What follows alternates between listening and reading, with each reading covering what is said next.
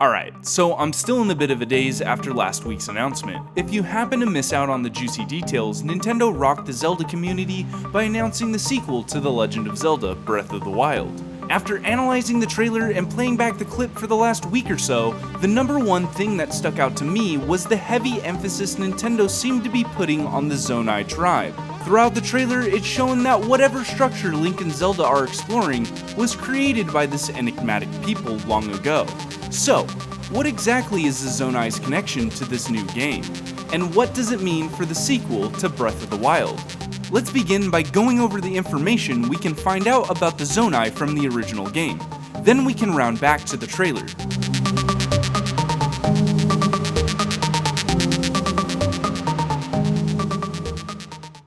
Who exactly are the Zonai? That's the thing we don't really know. Interestingly enough, even their name is a play on the fact that we know next to nothing about them. The name Zonai is a pun on the word nazo, meaning mystery in Japanese. According to the developer notes found in Creating a Champion, as the Zelda team was constructing the various structures and towns of every region, they felt it would be interesting to show a civilization that collapsed long before that of Breath of the Wild. This allowed the team to create a more realistic and immersive world. To get a better understanding of who exactly these people were, let's take a little tour. Starting from the Faron region, we can see an abundance of these massive structures seemingly erected by this ancient tribe. Within the Faron woods, we can find a large area called the Zonai Ruins. Here we can see statues depicting dragons, owls, and boars alike. The statues are indeed referring to power, courage, and wisdom, that of the old gods. To quote Creating a Champion directly, the ruins are primarily animal themed, but with the history of the Triforce from an ancient perspective in mind. The designs are symbolic, using dragons, courage, owls, wisdom, and boars, power. With this information, we can surmise that the Zonai worship the Triforce, or at least acknowledge and respected its virtues in a very similar fashion to that of the Hylians and Sheikah. It's worth mentioning that Creating a Champion also states that the Zonai may have worshipped a water dragon, as the Faron area is riddled with more dragon statues than anything else. I mean, just look at the Spring of Courage.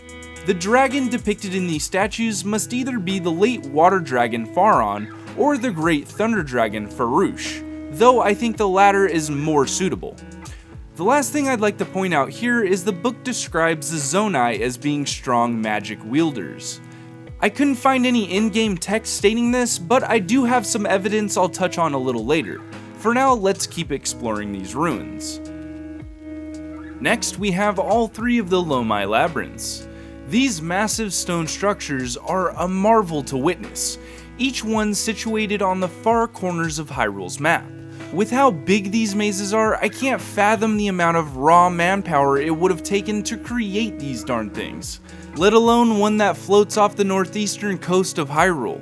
Seriously, how in the heck did they get that thing all the way out there? The Zonai had to have had some type of magic or technological advantage that allowed them to erect various structures all throughout Hyrule. Furthermore, we can see at least some evidence of tech in the mazes themselves in the form of lighting. Each maze is fitted with lamps, which points to the Zonai at least being able to create an everlasting light source.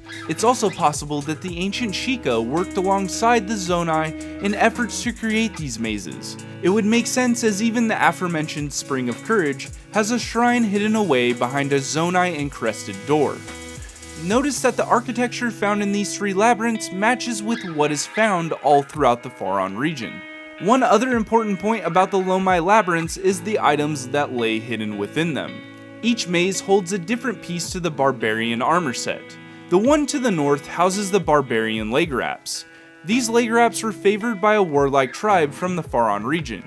They're adorned with traditional markings that bolster your fighting spirit to raise your attack power.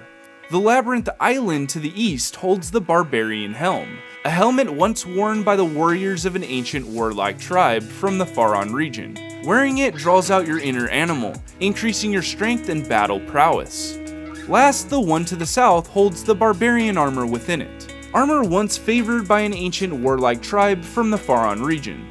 The war paint bolsters your fighting spirit and raises your attack power. Taking all of that into consideration, we can tell that the Zonai built the Lomai labyrinths, but were also at one point a primitive warlike tribe. This would make sense, as the essence of a true warrior is that of strength, courage, and determination, exactly what the Zonai once stood for. Now looking into both the Thunder Plateau and the Typhlo ruins, we can see an excellent example of the magic I pointed out earlier. In the Thunder Plateau, the area is consumed by an everlasting thunderstorm. With lightning and rain continuously berating the plateau, the location makes for quite the shrine challenge. As you set foot on the ruins, the monk governing the shrine states that when the 4 spirits have been settled in their proper places, they will guide you to the hero's trial. The monk is referencing the 4 spirit orbs scattered all over the tundra. What's interesting to make note of here is that the Zonai and Sheikah have partnered up again to create a puzzle, but have also implemented some type of spell to hide the shrine and cloak the entire plateau in a continuous downpour. Before moving on, I'd like to mention that this location was also used to craft the Thunder Spears found in Breath of the Wild. Though, seeing as the Hylians knew how to create Thunder-type weapons, as stated in the description of the Great Thunder Blade, I don't think the Zonai are the ones who founded the craft of elemental blades, although it's not outside the realm of possibility. Next, in the Typhlo ruins, we see that the Zonai and the Sheikah did something very similar to that of the Thunder Plateau. Here they have used magic to cover the island in a dark haze, masking the sight of all of their marvelous stone structures and the Sheikah shrine within. In this location, the Zonai constructed both dragon and owl statues. They also used 2 different forms of lighting, which I found quite intriguing. One is a standard torch-styled lamp in the shape of a bird, and the other comes in the form of luminous stones. With that said, that's about all we can find out about the Zonai Tribe from the game. Let's recap what we found so far before making some connections to the trailer. So, who exactly are the Zonai? Knowing what we know now, that question is a little easier to answer. The Zonai were at one time a courageous warlike tribe that existed during ancient times. They worshipped the Triforce in a more primitive fashion than that of the Hylians. Though, with the help of the Sheikah and through the use of their so-called magic, the tribe was able to leave their mark on Hyrule spanning thousands of years. Relics like the Barbarian armor set and monuments like the Spring of Courage, Lomai Labyrinths, Tundra Plateau, Typhlo Ruins, and various stone towers are all that is left behind by this enigmatic tribe. Or is it? Well, this brand new trailer that dropped last week says otherwise. As previously mentioned, Link and Zelda seem to be traversing some sort of underground Zonai ruins. From the start of the trailer, we see the chamber that Ganondorf is standing in, with 6 spikes protruding out of the walls towards his corpse. The mysterious spectral hand clutches Ganondorf's chest as the mystical lettering spirals towards the ceiling. Our focus from this clip emerges here. We can see some new kind of Zonai construction hanging down towards Ganondorf.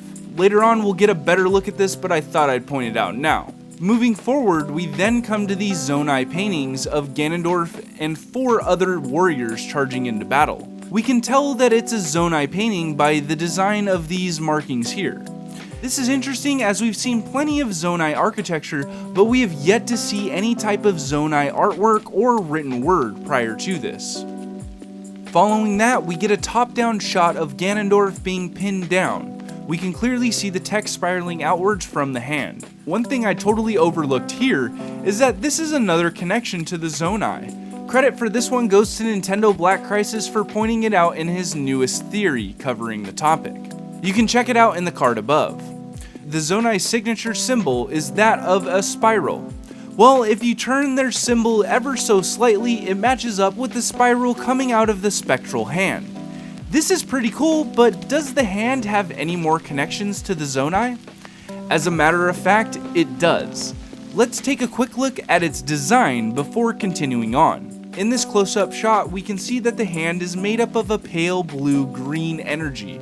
The material the gauntlet is made from looks to be some sort of gold, or maybe even the same material Sheikah technology is made of. As we move past the wrist of the spectral hand, the gauntlet starts to gather a square spiral pattern. To me, this looks nothing like that of the ancient Sheikah technology, which has a more rounded design to it. While on the other hand, we have seen Sheikah technology glow this color green when infused with electricity, the entire aesthetic of this thing is off in my opinion. Just like the green spiral coming out of the hand, you can make out another one of the Zonai's signature symbols in the design of the bracer. Here's a quick shot for reference. Do you see it? Could this possibly point to a connection between the ethereal hand and the Zonai? Zelda experts think so.